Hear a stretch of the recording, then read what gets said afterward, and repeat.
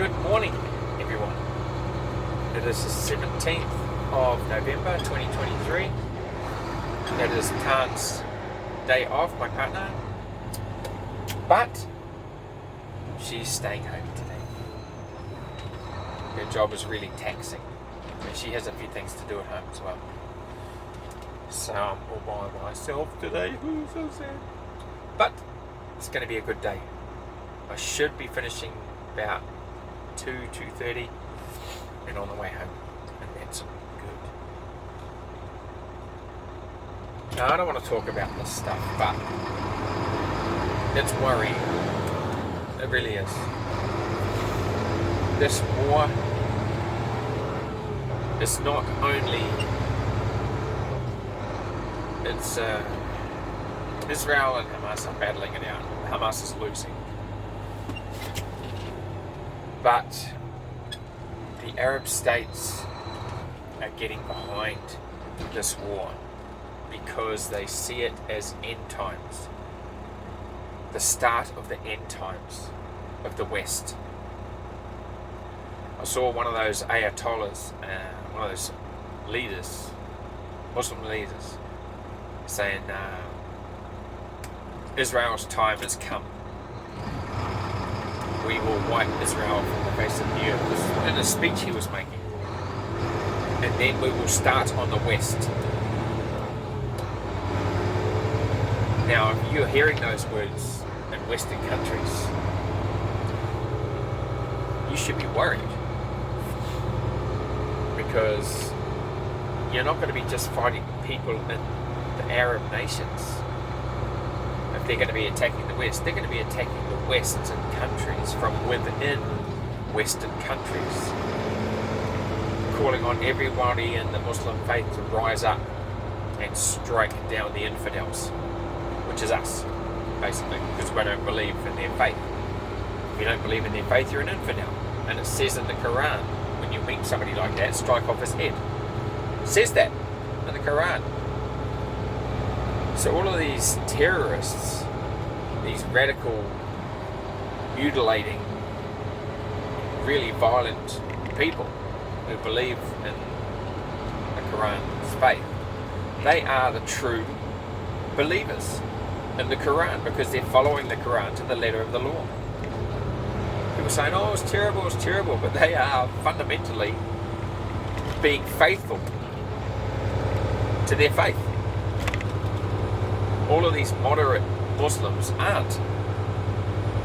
They're behaving that way to fit in with the Western society because they don't want to be constantly battling their neighbours. I mean, who does? Nobody. But when it comes to the crunch, they will join hands with their Muslim brothers and sisters, as they have in some English towns where the British police do not go because Sharia law reigns supreme in those British towns. They've taken them over and the British police just don't go there. They're not wanted and they're pushed out. What a bunch of pussies, as they say. Either English law reigns over the entirety of England or it doesn't. And as it happens, it doesn't. So they know they have the power. They know they have the influence of the groupthink to sway their Muslim brothers and sisters to toe the line, to not go against the grain, or you will be seen as an enemy. And so they, out of fear, they will conduct themselves the same way as all of these really violent rhetoric spewing Muslims. And that will spread, that mentality, that groupthink will spread across the Western countries like wildfire, and they will rise up and they will attack in multiple places all over the world. Because that war against the West, that war against every other religion on earth, the Muslim war that That's predicted in the Quran, that it is going to happen. And at the end of that war, the Muslim faith will be the only faith on the planet. It says that in the Quran.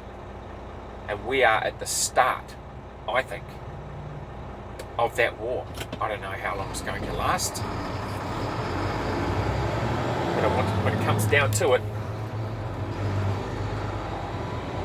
if that looks like that's going to happen, as horrible as it is, the thought, I think they should nuke the shit out of all of those Arab countries and wipe out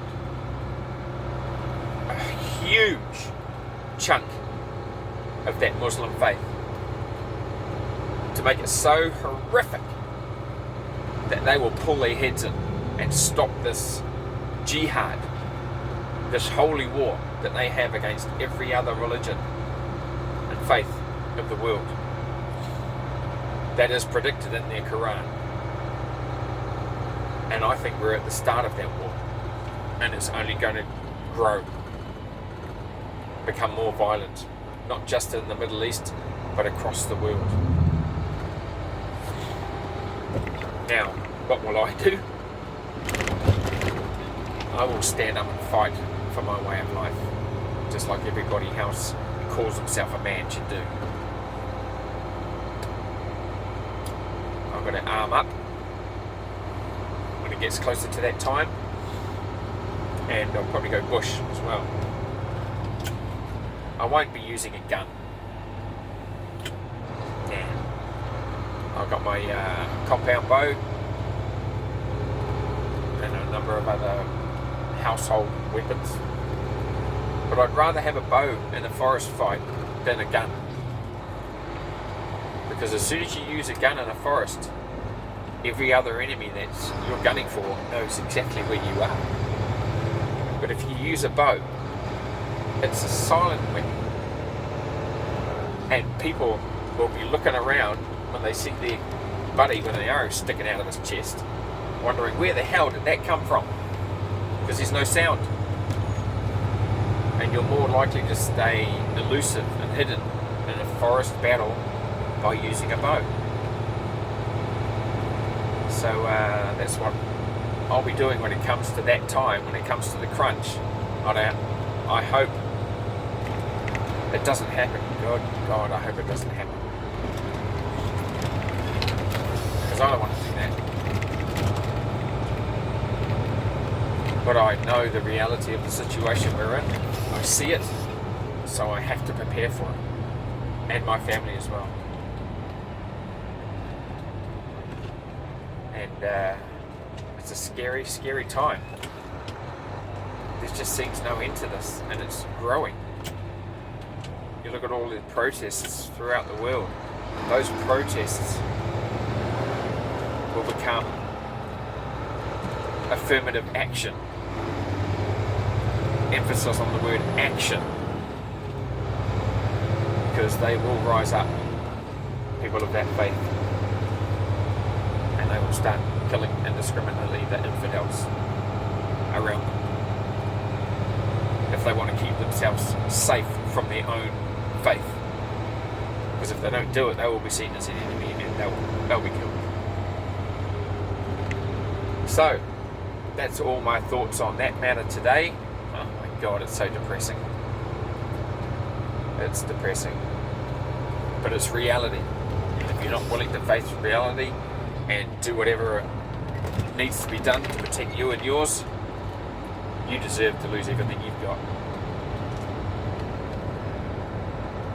Power to the people. And I will finish on that note. Hopefully I have a more positive message tomorrow. Well, it's the weekend, so I might go fishing. Yeah, if the weather, because the weather's been fantastic all through the week. But as usual, all I can see right now are thick clouds. When the weekend is approaching, or it's almost upon us, it's a downpour. But during the week, it's been beautiful. Hopefully all those clouds goes away and I can go fishing tomorrow and just detox and relax from my efforts of the week. Take my partner Tan. She likes to sit with me while I'm fishing. She doesn't like taking the fish off the hook. Yes, I don't want to do that. No problem eating it. Just doesn't want to touch it while it's wriggling around. Okay, fun and games with the missus. So hopefully my next video will be a lot more positive than this one. But stay vigilant, people, and prepare your ass off for what's coming. And I will catch you on the next one. See ya.